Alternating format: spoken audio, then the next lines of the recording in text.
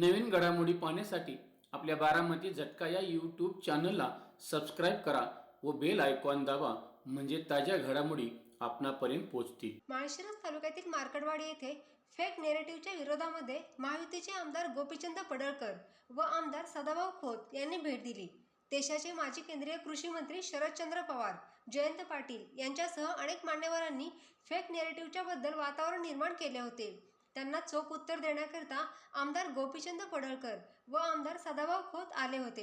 हेलिकॉप्टरने आल्यानंतर त्यांचे जंगी स्वागत करून बैलगाडीतून कार्यक्रमस्थळी आणण्यात आले। यावेळी कार्यकर्त्यांनी त्यांना खांद्यावर घेऊन व्यासपीठाकडे जयघोष करत आणले। यावेळी त्यांच्या एका हातामध्ये आसूड व एका हातामध्ये बॅलेट पेपर होता। त्यानंतर स्टेजवर आल्यानंतर आमदार सदाभाऊ खोत, आमदार गोपीचंद पडळकर आणि लोकप्रिय दमदार माजी आमदार रामभाऊ सातपुते यांनी सर्वांना अभिवादन केले। यावेळी राष्ट्रवादी काँग्रेसचे नेते शरद बापू मोरे बोलताना म्हणाले,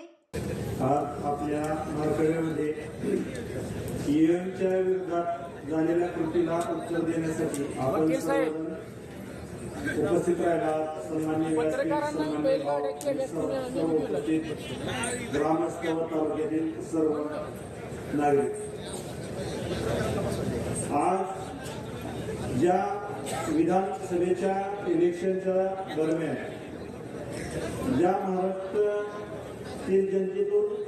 जे मताधिक्य माहितीला देण्यात आला, त्याच्यामधील प्रमुख कारणं जर पाहिली तर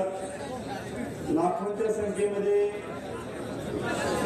लाईट बिल माफ झाली, लाखोंच्या संख्येत पीक विमा आला, लाखोंच्या संख्येमध्ये लाडक्या बहिणींना स्कीम राबवण्यात आली। इथल्या ग्रामस्थांनी कुणीही तिकडे जायचं नाही। हे सगळं मताधिक्य लाडक्याताईंच्या आणि येथील शेतकरी बांधवांच्या माध्यमातून भेटलेलं आहे। सन्माननीय भाऊंनी पाठीमागे ज्यावेळेस मार्केटवाडी विकासाच्या दृष्टीने केलेलं बोट पर्यटन असेल, कार्यालय असेल आणि तिथं एक लहान मुलांसाठी खेळण्यासाठी केलेल्या व्यवस्था असेल, त्या सर्व व्यवस्थेचं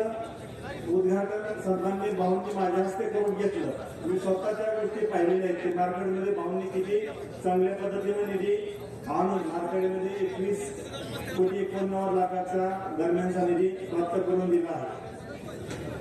आज विरोधक हातबल आहे की कुठल्या विषयावर आपण भावना मात घेता येईल किंवा ईव्हीएमवर आपल्याला आक्षेप घेता येईल। विरोधकाकडे दुसरं काही काम राहिलेलं नाही। आता लाडक्याताईंनी एवढ्या प्रभावशाली मतदान केलेलं आहे की विरोधकांना काहीतरी नेरेटिव्ह तयार करण्याशिवाय दुसरा काही पर्याय नाही राहिला। आज विरोधकांकडे विरोधी पक्ष नेतेपद सुद्धा शिल्लक राहिलं नाही। ही परिस्थिती बघता क्षणी काम काय करायचं तर कुठं काहीतरी कोपर्टी कसं घडलं तसं मार्केटवाडी काहीतरी विशेष घडवायचं, म्हणून मार्केटवाडीतून सन्माननीय मोठे मोठे नेते येऊन इथं आवाज उठवून खोटा नेरेटिव्ह पसरवून ज्या ग्रामस्थांच्या माध्यमातून इथं मताधिक्य चांगलं झालंय त्या मताधिक्याचा अपमान करायचा आणि काहीतरी उलट सुलट करून आपली पुढे बाजू नेण्याचा प्रयत्न करायचा। आता सन्माननीय जे विरोधक आहेत, सन्माननीय पवारसाहेब असतील, पवारसाहेब ज्या मतदारसंघातून निवडून गेले होते, आमची सगळ्यांनी प्रामाणिकपणे विनंती आहे की पवार साहेबांनी सुद्धा इथलं नेतृत्व केलंय। पवार साहेबांनी सुद्धा सन्माननीय भाऊंनी जसा बोर्ड लावलाय खणखणीत 21,91,00,000 निधी मार्केटवाडीसाठी दिलाय, तसं पवार साहेबांनी मी तर बॅनर दाखवायचा की तुम्ही या मार्केटवाडीसाठी माडा मतदारसंघाचा खासदार असताना काय केले। आणि दुसरं सन्मान्य आपण आमदार साहेब उत्तर जानकर साहेब त्यांनी कसा बोर्ड दाखवायचा की मार्केटवाडीसाठी गेल्या 25 वर्ष 20 वर्षाचे म्हणतात की मार्केटवाडी मला कधी सोडत नाही, मार्केटवाडी माझी आहे। तिथे गृहीत धरून बसलेत ना, त्या मार्केटवाडीच्या नागरिकांची प्रामाणिकपणे मागणी असेल की भाऊ आम्ही तुमच्या संग 20-25 वर्ष पाठीमागे राहिले, तर तुम्ही असा बोर्ड दाखवा की आमच्या मार्केटसाठी जानकर साहेबांनी काय केले, तर आम्हाला मान्य होईल की सन्मान्य पवार साहेब, सन्मान्य उत्तर जानकर साहेब जे म्हणतात ते खरं असेल बाबा, तसं खणखणीतपणा दाखवा तुम्ही। विनाकारण तालुक्यामध्ये आक्रोश निर्माण करायचा, भाऊंचा विनाकारण नामोल्लेख खराब करायचा, असं झालं तसं झालं, हे चुकीचं आहे सगळं। आणि हे चुकीचं आहे हे सिद्ध करण्यासाठी आपण मार्केटवेळकर किंवा आज तालुक्यातील लोक एकत्र आपण आलोय आणि आज ज्या बाजूला आपला पराभव झाला तरी सुद्धा पराभव झाला असला तरी आज प्रत्येक कार्यकर्त्यामध्ये बीजेपी मध्ये असेल राष्ट्रवादीमध्ये असेल पराभव जरी झाला असला तरी मनापासून स्वीकारून अतिशय आनंदाने आणि उत्साहाच्या वातावरणात आपण आपला माळशिरस तालुका आज आनंदात वाहून जातोय की पराजय झाला तर हरकत नाही भाऊ परत एकदा विधान परिषदेवर जातील भाऊ परत आमदार होतील आणि भाऊंची जमात कशी टिकून राहील ही जी भाऊंनी उठवलेला आवाज आहे तो इतक्या वर्षात्मक आहे की आसक्ती होतं की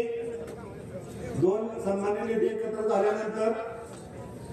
कदाचित 50-60 हजार मतदान विरोधकांच्या आपल्या बाजूला राहील परंतु भावांनी फक्त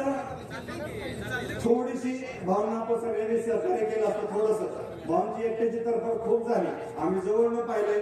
अगदी 2-3 वाजेपर्यंत प्रचार करायला सकाळी 6ला परत तयार असायचं गेल्या महिन्यात जे काय घडलं ते घडलं परंतु हे जे असं काही विनाकारण काहीतरी एमएमच्या माध्यमातून आवाज उठवायचा आणि काहीतरी निगेटिव्ह पसरवायचे पण ठीक आहे ईएम मध्ये घोटाळा झाला मग भाव निवडून का आली नाही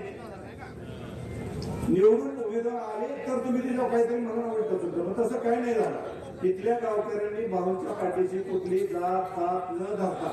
मी स्वतः किंवा आमच्यावर काही सहकार्य होते त्याच मंडपमध्ये सभा झाली होती अगदी इतकी सुंदर सभा झाली होती की भाऊ इथून जात असताना फॉर्च्युनरच्या पाय ठेवायच्या पॅन्डलवर पाय ठेवून भाऊ सगळ्यांचे अभिनंदन करत होते की त्यांना अपेक्षित नव्हतं की इथं एवढी संख्येने ग्रामस्थ उपस्थित राहतील एवढा माझा सन्मान करतील मला जास्त एवढं सुंदर वातावरण निर्माण करून देतील भाऊ त्या मंदिरापासून रोड पर्यंत जाईपर्यंत गाडी बसली नव्हती बाहेर वर गाडी चालत होती सगळ्यांना टाटा करत होतो ही भावांचा उत्साह इलेक्शनच्या अगोदर बघितला होता तिथल्या जनतेचा उत्साह आणि तो उत्साह त्यांनी फक्त मतातून सिद्ध करून दाखवलेला आहे मग पोटात पोटसून उठण्याचं कारण काय आहे इतकंच आज मीडियामध्ये बऱ्याच ठिकाणी बघतो आपण आपलेच ग्रामस्थ उत्तर देतात कुठं भाऊंचा बॅनर कमी करायचा कुठं दुसरा त्यांचा बॅनर समोर लावायचा ती गावकरी कशी खपवून घेतात त्यांनी मतदान दिलं त्यांनी विकासाला साथ दिली त्या सगळ्या गोष्टी आपण बारकाईने बघतोय आणि विनाकारण ह्या सगळ्या गोष्टी होऊ नयेत त्या दृष्टीने एक उत्तर देण्याच्या दृष्टीने आपण सर्वजण उपस्थित राहिले अशीच प्रश्न उत्तर जसं येतील तसे आपण उत्तर देण्याची मानसिकता ठेवू आणि भाऊंच्या मागे अतिशय प्रभावीपणे ताकदीने उभा राहू एवढंच बोलताना संभव